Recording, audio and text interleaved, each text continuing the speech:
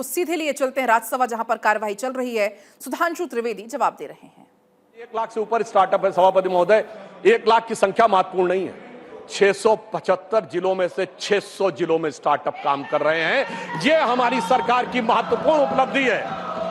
केवल स्टार्टअप का मतलब दिल्ली, मुंबई, बेंगलोर, हैदराबाद ये नहीं है।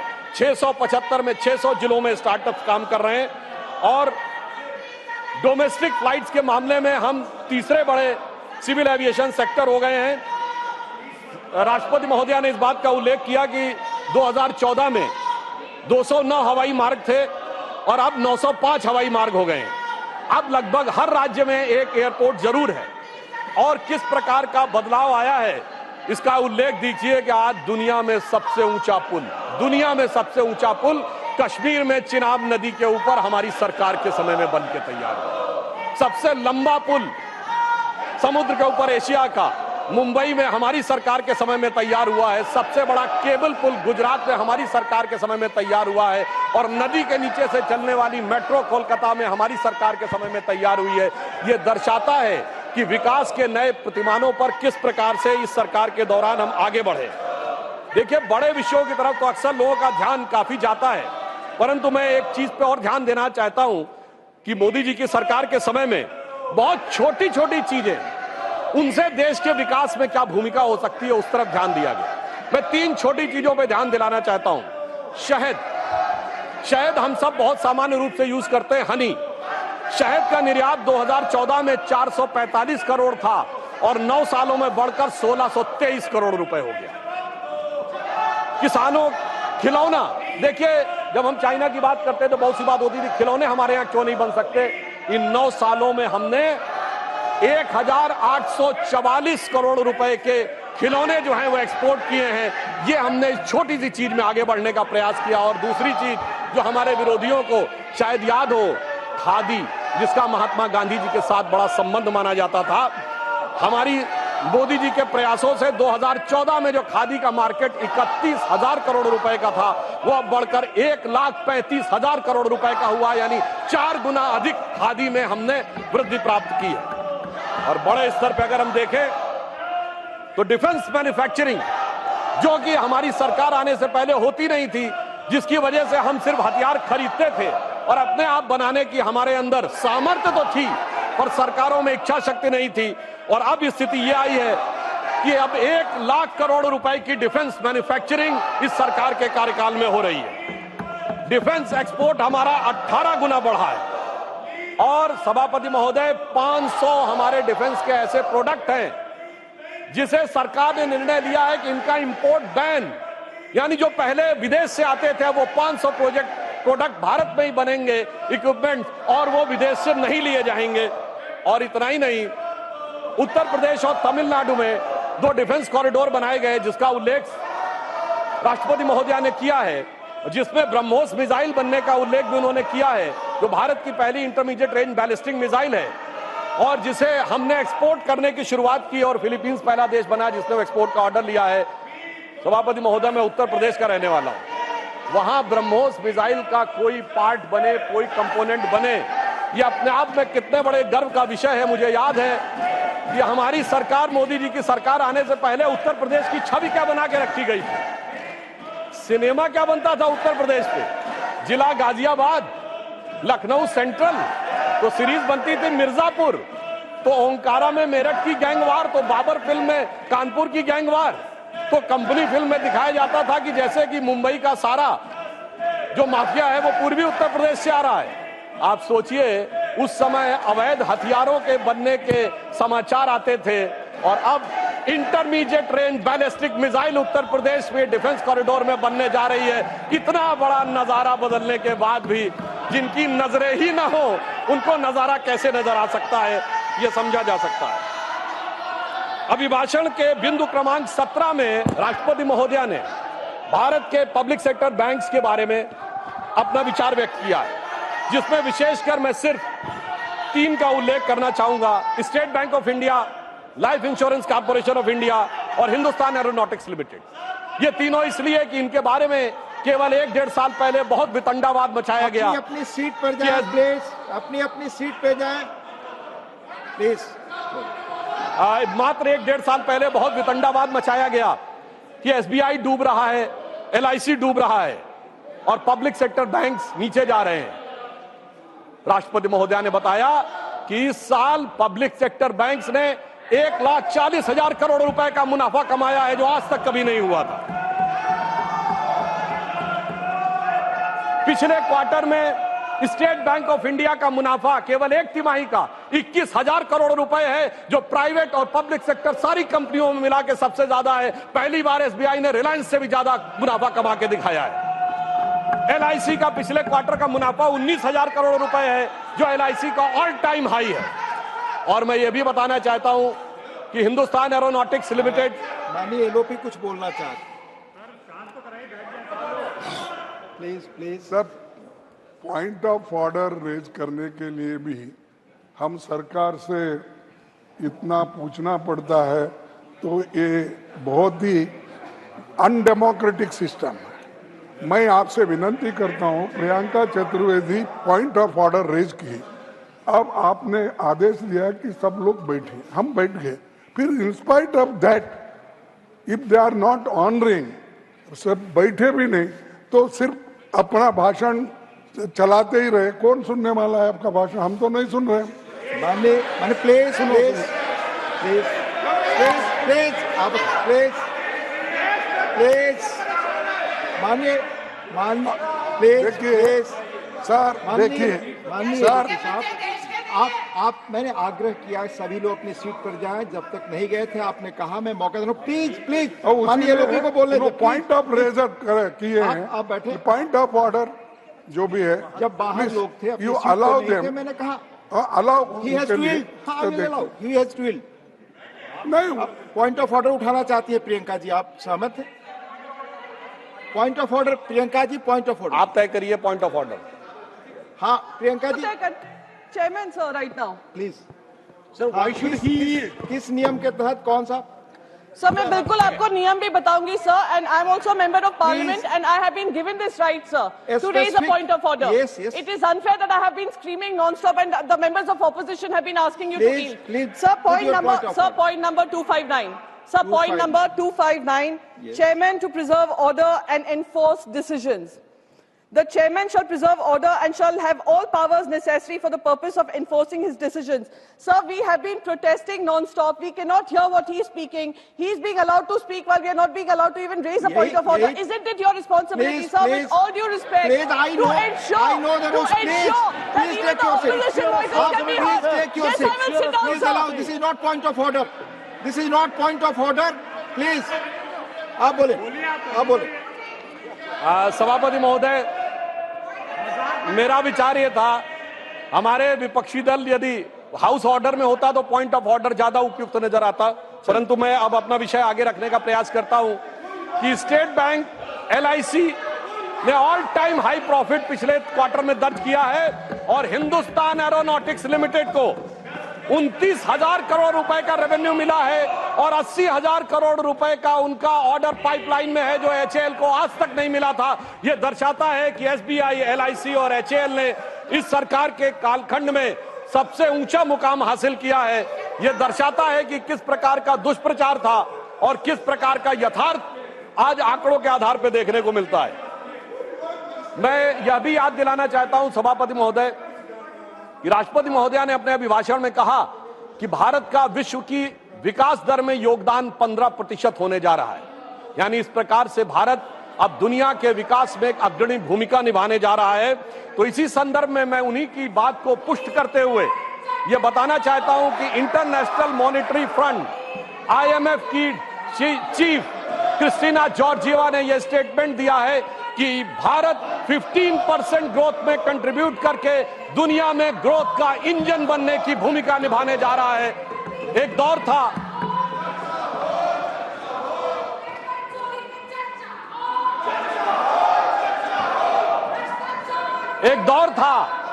जब हम IMF जैसे संगठनों से चैरिटी एक्सपेक्ट करते थे, हम उनके सामने याचक बन के खड़े होते थे, और आज IMF की चीफ ये कह रही है कि भारत विश्व अर्थव्यवस्था के विकास में याचक नहीं, उसका संचालक बन के खड़ा हुआ है।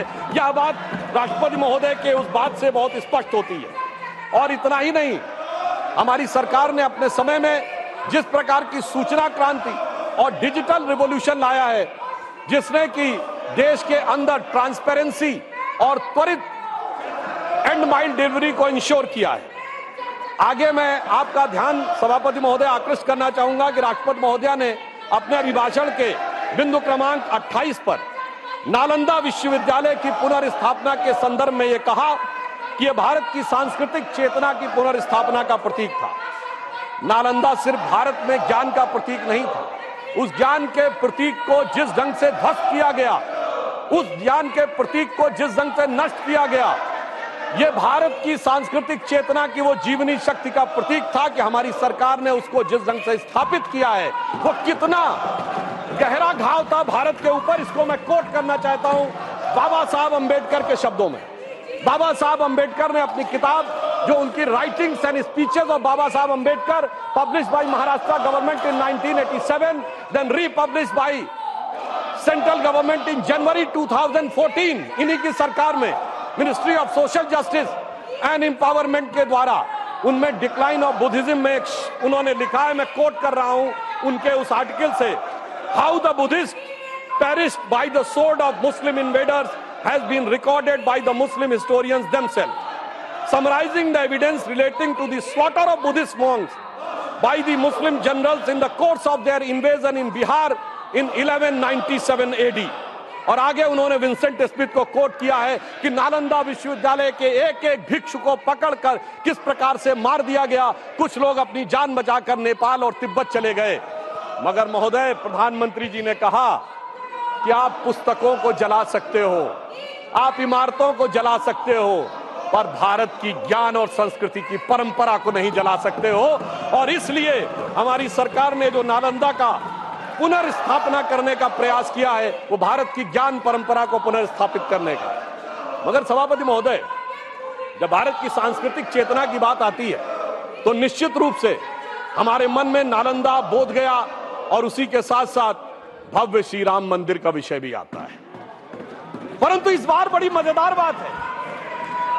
मजेदार बात है कि अयोध्या की लोकसभा सीट पर हमें वांछित सफलता नहीं मिली और उसको लेकर इनके चेहरों के ऊपर जो चमक दिखाई पड़ती है, ये अपने आप में राजनीतिक विश्लेषकों के लिए एक फूड फॉर थॉट है। क्योंकि इस प्रकार का एक वातावरण इस देश में बनाया गया कि एक वर्ग के लिए all eyes should be on Rafah, चाहे किसी को पता हो रफा है क्या, कहां ये ना पता हो, पर दूसरे के लिए all eyes should not be on Ayodhya. परंतु मैं ये भी बताना चाहता हूं सभापति महोदय, ये लोग समझ नहीं पाए। अयोध्या में जब हमें वांछित सफलता नहीं मिली तो हमारे विरोधी बता क्या रहे हैं, देखिए साहब, आप अयोध्या हार गए, बस्ती हार गए, प्रयागराज हार गए, चित्रकूट हार गए, नासिक, रामटेक और रामेश्वरम, यानी भगवान राम से जुड़े सारे स्थलों के बारे में बता रहे हैं कि यहां भारतीय जनता पार्टी को वास्तविक, जैसे कई तो ऐसी सीटें थी, रामेश्वरम कभी नहीं जीते थे। परंतु महोदय, मैं कह रहा हूं, ये समझ नहीं पाए प्रभु की लीला क्या है। जो लोग ये कहते थे कि राम हुए नहीं, इसका सबूत दो, वो उत्तर से दक्षिण तक राम से जुड़े स्थानों का सबूत दे रहे हैं कि अयोध्या भी राम से जुड़ी थी, बस्ती भी जुड़ी थी, प्रयागराज भी था, रामटेक भी था, रामेश्वरम भी था। अरे आपको लगता है कि भगवान हमको हरवाने के लिए आए थे? नहीं, आपको अपना अस्तित्व मनवाने के लिए आए थे। और मैं ये भी बताना चाहता हूं महोदय, रामचरितमानस और रामायण में भी उल्लेख है कि एक बार नागपाश भगवान राम को भी लगा था और नागपाश लगने के कारण एक मूर्छा आ गई थी और तब राम विरोधी दल में बड़ी खुशियां छा गई थी। मगर वो प्रभु की लीला का हिस्सा था, सिर्फ हनुमान जी को अपनी शक्ति याद दिलाने के लिए। और ऐसा पहली बार नहीं हो रहा है, ऐसा पहली बार नहीं हो रहा है सभापति महोदय। आज से 30 साल पहले मुझे याद है, उत्तर प्रदेश में जब समाजवादी पार्टी और कांग्रेस सबने मिलकर सरकार बनाई थी, सपा बसपा और कांग्रेस आई ने मिलकर, तब एक नारा लगा था कि मिले मुलायम काशी राम, हवा में उड़ गए जय श्री राम। मगर हम तब भी नहीं डिगे थे। और जो हवा में उड़ाने की बात कर रहे थे, 3 साल में हमने केंद्र में सरकार बना के दिखा दी थी और उत्तर प्रदेश में भी सरकार बनी थी। अरे अब तो इतना अंतर आया है, तब आप हवा में उड़ाने की बात कर रहे हैं, अब आप एक एक स्थान को बता रहे हैं। आप निश्चित रहिए, जिसे एक हम लोग जो प्रसिद्ध भजन सुनते थे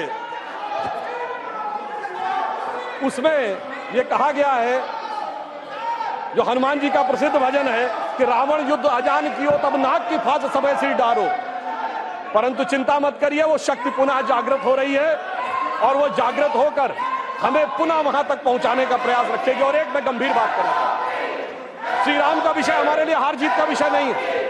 हम 2 सीटों की पार्टी थे, तब भी उतनी श्रद्धा और निष्ठा के साथ खड़े थे। हम 86 सीट पे भी वैसे ही खड़े थे, 120 पे वैसे ही खड़े थे, 182 पे वैसे ही खड़े थे, 282 पे वैसे ही खड़े थे, 303 पर वैसे ही खड़े और 240 पर भी वैसे ही खड़े हुए हैं।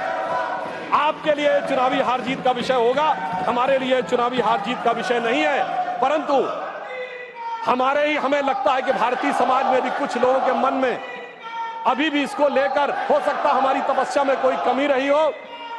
तो मैं ये कहना चाहूंगा भारत के सभी लोगों से, अटल बिहारी वाजपेयी जी की कविता की वह प्रसिद्ध पंक्ति जो उनकी कविता थी, आओ मिलकर दिया जलाएं, तो मैं इसके लिए कहना चाहूंगा कि अभी हमारा यह प्रयास बाकी है।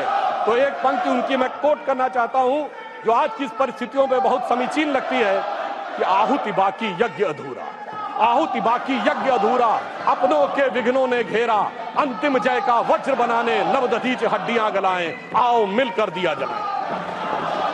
अब सभापति महोदय, राष्ट्रपति के अभिभाषण और शपथ में हमारे विरोधियों ने बहुत बार संविधान का विषय बहुत उठाया और राष्ट्रपति महोदय ने अपने अभिभाषण के बिंदु क्रमांक 28 पर संविधान और संविधान से जुड़े विषयों के बारे में बात कही। मगर महत्वपूर्ण बात यह है सभापति महोदय कि संविधान इस देश के लिए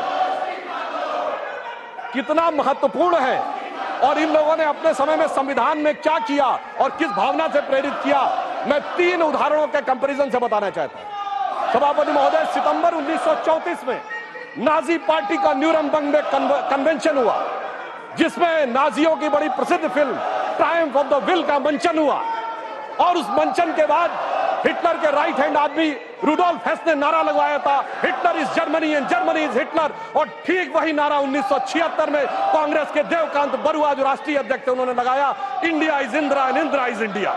यानी सोचिए कि ये किन विचारों से प्रेरित थे और संविधान कितने बड़े खतरे में था। मैं दूसरा उदाहरण देना चाहता हूं। 26 अप्रैल 1942 को जर्मनी की संसद रीस्टैग को संबोधित करते हुए हिटलर ने कहा जजों को कि जो जज आज के युग की आवश्यकता नहीं समझते, मैं इंटरवीन भी करूंगा, उनको सुपरसीड भी करूंगा और उन्हें पद से भी हटाऊंगा। और ठीक यही काम 24 अप्रैल 1973 को श्रीमती इंदिरा गांधी ने किया, जब उन्होंने जजेस को सुपरसीड किया और कमिटेड जुडिशरी की बात कही। अर्थात संविधान के ऊपर खतरा और संविधान से किस प्रकार की परिस्थितियां थी आज की पीढ़ी को याद नहीं होगा। 38वां और 39वां संविधान संशोधन के द्वारा न्यायिक समीक्षा के अधिकार को समाप्त कर दिया गया, यानी कोई जुडिशरी इस बात पे कोई टिप्पणी नहीं कर सकती है। वो लोग आकर आज कहते हैं कि वो संविधान की रक्षा करने वाले हैं। और मैं यह भी याद दिलाना चाहता हूं, श्री जॉर्ज फर्नांडिस जी जैसे नेता को हाथ में हथकड़ी लगाकर सड़क के ऊपर चलाया गया, वो लोग आज कहते हैं कि इनको संविधान की रक्षा करने की आवश्यकता है। और 42वां संविधान संशोधन ऐसा संविधान संशोधन था महोदय जिसमें 40 आर्टिकल बदले गए, 14 आर्टिकल नए जोड़ दिए गए, 2 नए चैप्टर जोड़ दिए गए और बाबा साहब अंबेडकर ने प्रीएम्बल ऑफ द कॉन्स्टिट्यूशन, जिसे संविधान की आत्मा कहा था, उस आत्मा को भी बदल दिया गया। वो लोग आज कहते हैं, और आज प्रेस की स्वतंत्रता की बात कहते हैं, उस समय जो अखबार छपते थे तो पीआईबी को एक लाइन वेट कर आनी पड़ती थी पीआईबी से, तब जाके समाचार पत्र में कुछ छपता था। और जिसके लिए उस जमाने में एक मशहूर शेर बोला गया था। आप सबको पता होगा कि उर्दू के बड़े प्रसिद्ध शायर गालिब हुए हैं, मीर तकी मीर हुए हैं, शेख मोहम्मद इब्राहिम जोक हुए हैं। तो लोगों ने दिल से दुखी होकर कहा था कि अब तो गालिब जोक साहिर मीर सरकारी, अब तो गालिब जोक साहिर मीर सरकारी, शायरी की हो गई तासीर सरकारी। महोदय, मगर इतना ही नहीं था, यह सिर्फ इमरजेंसी का विषय नहीं था। मैं याद दिलाना चाहता हूं, जब जब ये सत्ता में आए संविधान खतरे में आया। श्री राजीव गांधी जी जब सत्ता में आए और सर्वोच्च न्यायालय ने एक निर्णय दिया और वो निर्णय शरिया के विरुद्ध नजर आया, तो इस देश की संसद ने सर्वोच्च न्यायालय के निर्णय को रद्द कर शरिया को संविधान से ऊपर कर दिया। संविधान खतरे में था और तब हमने उसका विरोध किया। मैं विनम्रता से पूछना चाहता हूं, दुनिया में कोई एक सेकुलर देश बताइए जहां शरिया संविधान से ऊपर होता हो। यह सिर्फ हमारे देश में था और संविधान सबसे बड़े खतरे में था। अब मैं दूसरी बात बताना चाहता हूं, 1992 में पीवी नरसिम्हा राव जी के समय में ढांचा गिरने पर हमारी उत्तर प्रदेश की सरकार बर्खास्त कर दी गई। समझ में आता है, भाजपा की सारी सरकारें बर्खास्त कर दी गई। किस आधार पे? संविधान खतरे में था। 1994 झारखंड मुक्ति मोर्चा रिश्वत कांड, जिसमें यह साबित हो गया कि झारखंड मुक्ति मोर्चा के 3 सांसदों ने पैसा लेकर कांग्रेस की सरकार को बचाया है। उस समय जुडिशियल इम्यूनिटी थी, अब कोर्ट ने उसको हटाया है। संविधान खतरे में था। जब जब ये सत्ता में आते हैं, संविधान खतरे में आता है। और सभापति महोदय, अब मैं ये कहना चाहूंगा, जब मनमोहन सिंह जी की सरकार आई, मैं देश की प्रबुद्ध जनता से पूछना चाहता हूं, ये बताइए देश की सर्वोच्च एग्जीक्यूटिव बॉडी क्या है संविधान के हिसाब से? Union cabinet. ये यूनियन कैबिनेट के ऊपर नेशनल एडवाइजरी काउंसिल किसने बनाई? ये संविधान को खतरे में डालना नहीं था क्या? संविधान खतरे में था। और ये बताइए, नेशनल एडवाइजरी काउंसिल के चेयरमैन को कैबिनेट का रैंक था और वो रैंक असंवैधानिक था।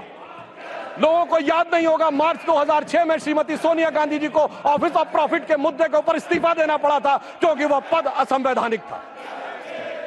और यह भी याद होना चाहिए, इसी सदन के सदस्य हैं, जय बच्चन जी को पहले इस्तीफा दिलवाया गया, उस चक्कर में खुद भी इस्तीफा देना पड़ गया था।